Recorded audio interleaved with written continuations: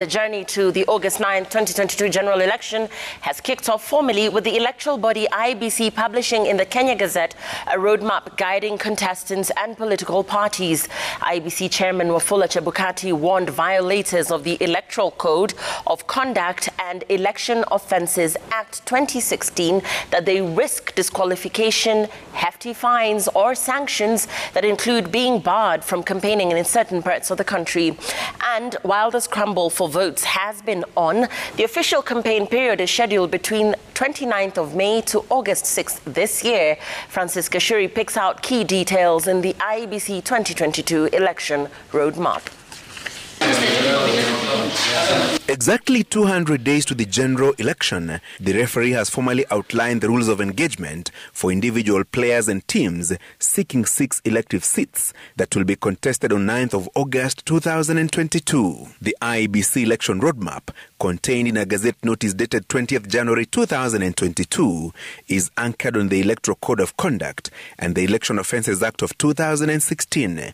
Presidential contenders, as well as contestants in the 290 single-member National Assembly seats, 47 governors, senators and women representatives, as well as 1,450 county assembly members will be required to adhere to the Code of Conduct.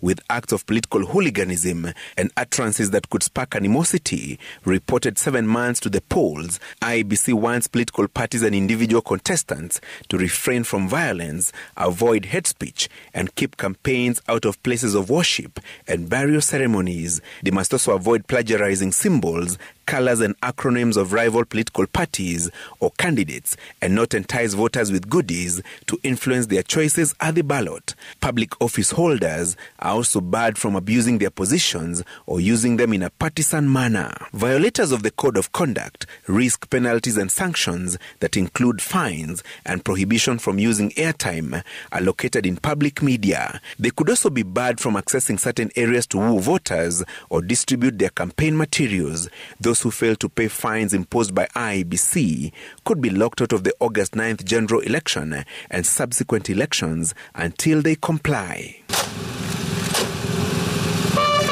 Political parties keen on fielding a presidential candidate are required to submit their party membership lists before 9th of April and conduct party nominations by 22nd of April. Public officers who have presidential ambitions must resign before 9th of February. Aspirants will present their nomination papers to IEBC between 29th of May and June 6th. Those seeking the country's top job as independent candidates must not be members of any political party by May 2nd. 29th May to 6th August is the official campaign period for presidential contenders between 7 a.m. and 6 p.m. Similar requirements listed for aspiring governors, members of parliament and county assembly representatives. Political parties must submit names of aspirants seeking tickets before 9th of April and conclude party primaries on or before 22nd of April.